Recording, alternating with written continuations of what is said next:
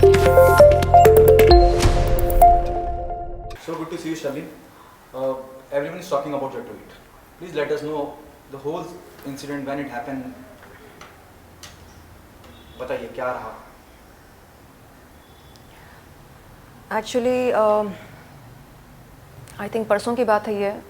मैं जब ट्विटर पर जिया खान की डॉक्यूमेंट्री डेथ इन बॉलीवुड के बारे में पढ़ रही थी, तब अचानक मेरे ज़ख्म ताज़ा हो गए। मुझे याद आया उस हादसे के बारे में जो अप्रैल 2005 में हुआ था। वो साल मेरे लिए बहुत ही दर्दनाक रहा और शर्मनाक भी। उस साल मैंने अपना बाप खोया था। He had passed away on 5th April 2005 while providing medical aid to the victims of the tsunami in Andhra Pradesh. उनके गुज़र जाने के कुछ दिन बाद मुझे साजिद खान का कॉल आया था। साजिद खान ने बताया कि किसी फ़िल्म के सिलसिले वो मुझसे मिलना चाह रहे थे और मैं चाह रही थी कि ख़ुद को काम में व्यस्त रखूं ताकि घर बैठे बैठे पापा को मिस करते करते मैं डिप्रेशन का शिकार ना हो जाऊं। और इस सोच से मैंने ये तय किया कि चलो जाकर मिलते हैं, देखते हैं क्या ऑफ़र है। वहाँ जाने के बाद जो हुआ वो मैंने आज से पहले कभी किसी के साथ शेयर नहीं किया। यानी जिस तरह मैं आपसे बात कर रही हूँ, अपने घर वालों के साथ भी शेयर नहीं किया। शायद कहीं ना कहीं मैं ख़ुद को कसूरवार ठहरा रही थी इस बात के लिए। मुझे लगता था कि अगर मैं साजिद खान से मिलने नहीं जाती तो ऐसा कुछ होता ही नहीं। तो मैं कई साल ख़ुद को ब्लेम करती रही।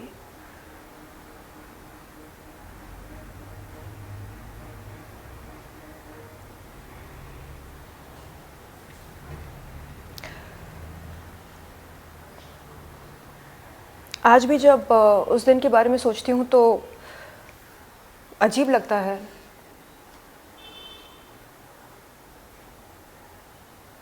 अगर कोई आपसे कहे कि आपने कुछ दिन पहले अपना बाप खोया है, आप कितने ही पत्थर दिल क्यों ना हो, थोड़ी बहुत सहानुभूति तो आप दिखाएंगे। लेकिन जब मैंने उससे कहा था कि ऐसा ऐसा है, I lost my dad a few days अगो, और आपके बुलाने पर मैं चली आई क्योंकि आपके साथ मुझे काम करना है, कुछ अच्छा काम करना है। इस बात का उस पर शायद कोई ज़्यादा असर नहीं हुआ। यहाँ वहाँ की बात करते करते अचानक उसने अपने लिंक का प्रदर्शन किया एंड मुझसे कहा, don't you want to touch it, go ahead, feel it. And I was already under great stress. I told him, listen, ये सब इस तरह की बातचीत करने के लिए जिस मानसिक स्थिति की ज़रूरत होती है वो इस समय नहीं है मेरी। मैं बहुत ज़्यादा परेशान हूँ, डिस्टर्ब्ड हूँ, स्ट्रेस्ड हूँ अपने पापा के लॉस को लेकर। तो don't do this, I am not ready for this. अरे no, I'm not saying, that you do something. I'm just saying you feel it. And what do you think about it? And I said, no, I'm not feeling good. It doesn't feel right. It doesn't feel good. So I think it's time for me to go. तो नहीं, come on, take it easy. We are all adults. We are grown-ups. I said, yeah, that's the point. We are grown-ups. We are not children. So don't do this. Don't do it with somebody who has just lost her father. Don't do it. It's not easy to get back to work just a few days after you have lost your mentor, your anchor, your support system, your everything. My dad was my everything.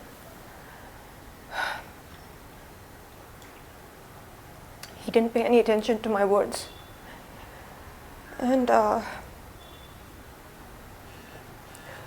don't know why I somehow held myself responsible for that unfortunate event.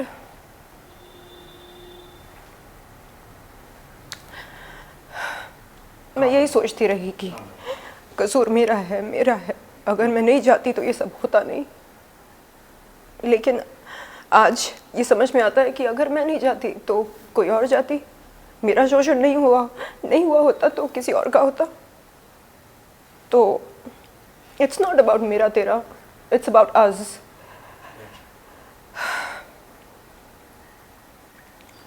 सो आपके इस माध्यम के ज़रिए मैं साजिद खान से कहना चाहती हूँ कि वो अपने किए पर शर्मिंदा महसूस करे, पछताए और सॉरी कहे। सिर्फ मुझको ही नहीं, उन तमाम लड़कियों को जिसके साथ उसने बदतमीज़ी की, जिसका शोषण किया, सॉरी बोले। सॉरी जो मैं एक एसहोल रहा हूँ, सॉरी जो मैंने आप सभी के जज्बातों के साथ खिलवाड़ किया, सॉरी जो मैंने आपको फिल्म में काम दिलाने के बहाने अपने घर पर बुलाया और आपके साथ बदतमीज़ी की, ज़बरदस्ती की, आपका शोषण किया। इस बात के लिए माफ़ी मांगता हूँ। इस तरह से वो अपोलोजाइज़ करें और बताएं सबको कि देखो, it is not cool to cross the line of decency. एक बॉयफ्रेंड गर्लफ्रेंड अगर रोमांस कर रहे हैं और बॉयफ्रेंड अपने लिंग का प्रदर्शन करता है तो गर्लफ्रेंड बुरा नहीं मानेगी, गर्लफ्रेंड को खुशी होगी। लेकिन यहाँ पर सिचुएशन वो बिल्कुल नहीं था। एक निर्देशक जब एक अभिनेत्री से काम के सिलसिले में बात कर रहा हो और अचानक अपने पैंट्स में हाथ डालकर अपना लिंग बाहर निकालकर उसे दिखाता हो, तो ये एक प्लेजेंट एक्सपीरियंस कभी नहीं रह सकता। क्या आप मानती हैं कि ऐसे बहुत से लोगों के साथ हुआ होगा और बीच में कई आपने अभी ट्वीट किया, इससे पहले भी जब मीटू के दौरान बहुत सारे इल्ज़ाम लगते रहे साजिद खान पे, क्योंकि he belongs to a family which is shared a good bond with all the top in the industry, इस वजह से वो बचे रहे, अब तक कुछ अभी तक हो नहीं पाए। What your take on that? मुझे समझ में ये नहीं आता कि जो ऑफेंडर्स होते हैं, रॉन्ग डूअर्स होते हैं, उनको सुपरस्टार्स का समर्थन कैसे मिल जाता है। हमारे जो खान्स हैं, कपूर्स हैं, वो साजिद खान और साजिद खान जैसे लोगों के साथ काम करते हैं, ये मालूम होते हुए भी कि साजिद खान ने कई लड़कियों के साथ बदतमीज़ी की, लाइन ऑफ डिसेंसी को क्रॉस किया।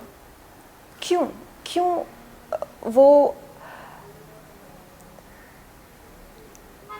उंगली नहीं उठाते साजिद के ख़िलाफ़? क्यों उन्हें ऐसे हादसे आपत्तिजनक नहीं लगते या आश्चर्यजनक नहीं लगते, शर्मनाक नहीं लगते? क्यों? आपत्तिजनक लगना चाहिए ना। अगर ये आपत्तिजनक ना हो तो फिर क्या हो सकता है? क्या मजबूरी है इन सुपरस्टार्स की जो ये काम करते हैं ऐसे लोगों के साथ? Do you think Farah is the reason behind it? मैं फराह खान जी की बहुत इज़्ज़त किया करती थी। मैं ये मानती थी कि तो क्या हुआ अगर उनका भाई ऐसा हो, शायद वो एक बहुत अच्छी इंसान होंगी, लेकिन एक बार भी फ़राह खान ने ये स्टेटमेंट नहीं दिया मीडिया में कि जो कुछ भी मेरे भाई ने किया उसके लिए मैं माफ़ी मांगती हूँ, मैं तहे दिल से शर्मिंदा हूँ, मैं अपोलोजाइज़ करती हूँ, जो शर्मनाक काम किए हैं मेरे भाई ने उसके लिए मैं शर्मिंदा हूँ। एक बार भी इस तरह का स्टेटमेंट नहीं आया उनकी तरफ से। क्यों? She herself is a female. She has to take a call. एक महिला होते हुए आपको समझना चाहिए कि कितना मुश्किल होता है इस तरह के अनुभव को दबा कर रखना अपने दिल में। मेरे फॉलोअर्स कहते हैं आप तो खुद को शेरनी बोलते हो, आपका ये जो है डिस्प्ले नेम ट्विटर पर शेरनी है, आपने तब आवाज़ क्यों नहीं उठाई? तब हिम्मत नहीं थी। और जैसे कि मैंने पहले भी कहा कि कुछ साल पहले तक मैं खुद को ही कसूरवार ठहरा रही थी। मुझे लगता था कि नहीं, मेरा ही दोष है, मेरा ही दोष है।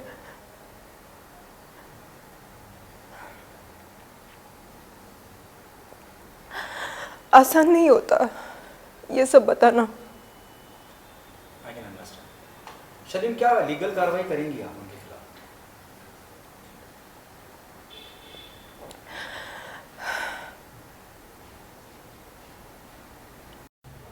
उससे मुझे क्या मिलेगा, क्या हासिल करूँगी मैं, ये सोचती हूँ। क्या उस बंदे की मानसिक स्थिति में बदलाव आएगा? क्या वो पहले से बेहतर बन जाएगा? मैं तो बस ये चाहती हूँ कि वो एक अच्छा इंसान बने। वो बोले कि सॉरी जो मैंने आप सभी के साथ गलत किया, सॉरी, आगे से मैं नहीं करूँगा, किसी और के साथ नहीं करूँगा। बस इतना बोल दे वो। क्या आप चाहती हैं कि वो आपसे भी माफ़ी मांगे? Though there might be other cases too. But do ji. you want Sajid Khan to apologize to? जी बिल्कुल। हर उस लड़की से माफ़ी मांगे जिसका उसने शोषण किया, उस लड़की का नाम लेकर माफ़ी मांगे, और ये भी आश्वासन दे सभी को कि आगे से वो ऐसा कभी नहीं करेगा किसी के साथ। मैं यहाँ पर आपके सामने बैठी हूँ इस उद्देश्य से कि जो न्यू कमर्स आएंगे इस इंडस्ट्री में, वो सतर्क होकर इन निर्देशकों और निर्माताओं के पास जाएं प्रोफेशनल मीटिंग करने के लिए, अपनी मानसिक स्थिति को एकदम मजबूत करके जाएं, प्रिपेयर होकर जाएं कि हाँ कुछ भी हो सकता है, हमें सतर्क रहना है। मुझे इस तरह की ट्रेनिंग बिल्कुल नहीं मिली थी। किसी ने ये नहीं बोला कि देखो कुछ भी हो सकता है, डिनर के कई मतलब होते हैं, बी अवेयर। किसी ने इस तरह की वार्निंग नहीं दी थी मुझे।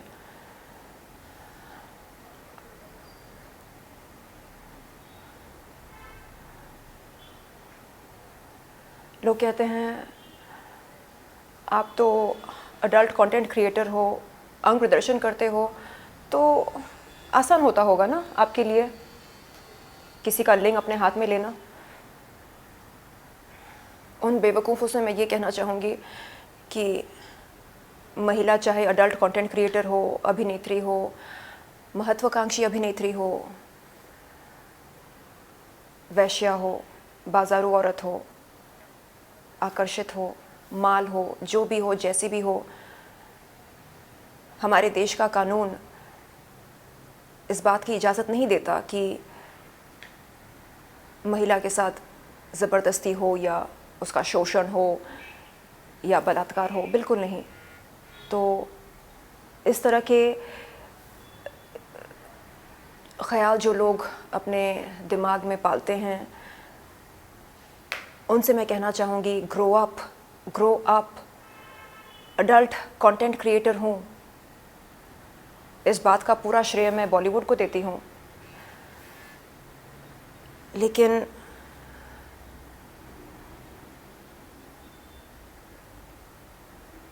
ये कहना कि आप जब चाहे किसी का भी लिंग पकड़ सकती हैं ना, नहीं।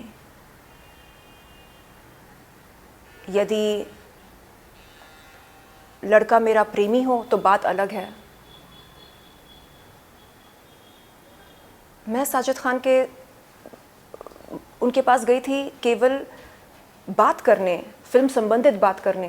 तो ये मतलब निकालना कि ठीक है आप मिलने गई तो क्या फ़र्क पड़ता है अगर उन्होंने ऐसा किया होगा या कहा होगा। फ़र्क पड़ता है, फ़र्क पड़ता है। This is unacceptable.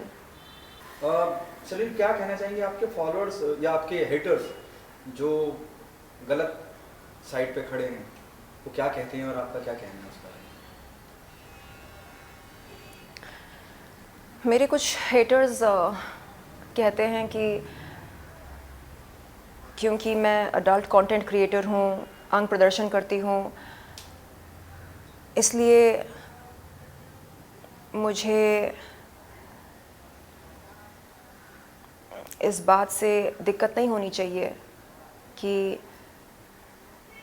किसी ने मुझको अपना लिंग छूने को कहा या अपना लिंग पकड़ने को कहा। उन बेवकूफ़ों से मैं ये कहना चाहूँगी कि अडल्ट कंटेंट क्रिएटर का मतलब ये नहीं कि मैं किसी के बाप की जागीर हूँ। Nudity does not give consent to anybody to molest me or exploit me or rape me. Never. आपने सनी लियोन को स्वीकारा, आपने उनको इज़्ज़त दी, नवाजा और बॉलीवुड हीरोइन का दर्जा दिया। मैं तो आपकी अपनी हूँ, तो फिर ये द्वेष कैसा? एक पॉर्न स्टार आपकी चहेती बन गई और दूसरी को आप एक क्रिमिनल की नज़र से देख रहे हैं। क्यों? मुझे याद है जब मैं बॉलीवुड के मशहूर निर्देशक निर्माता के पास काम मांगने जाती थी तो वो कहते, अरे आप में ना वो बात नहीं है। और मैं पूछती, सर कौन सी बात? नहीं, वो बात जो सनी लियोन में है। और मैं पूछती, अच्छा तो क्या करना चाहिए? अरे बनो उसकी तरह, एक सेंसेशनल पॉर्न स्टार बनो। आफ्टर ऑल तुम एक मामूली एक्टर हो। तो आज उन सब से मैं पूछना चाहूँगी कि क्या राय रखते हैं वो मेरे बारे में आज की तारीख में। अब तो बन गई हूँ ना आपकी अपनी देसी सनी लियोन। तो अब क्या मुझ में वो बात आ गई है जिसकी तलाश थी आपको?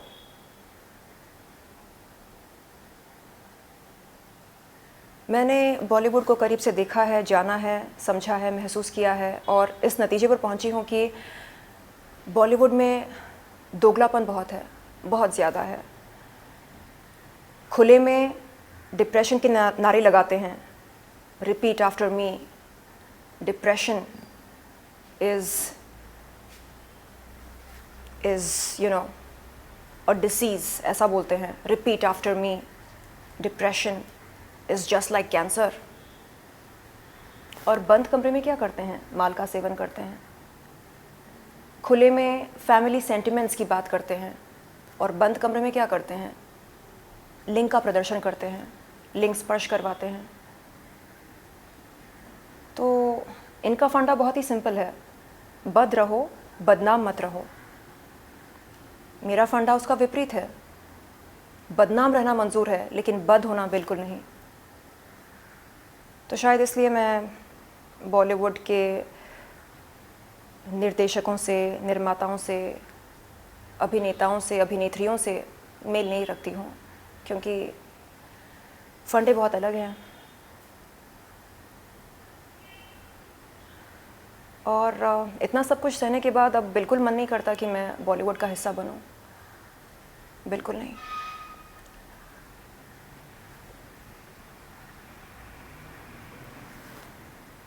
It's just not worth it. Thank you, Shanli. Thank you so much.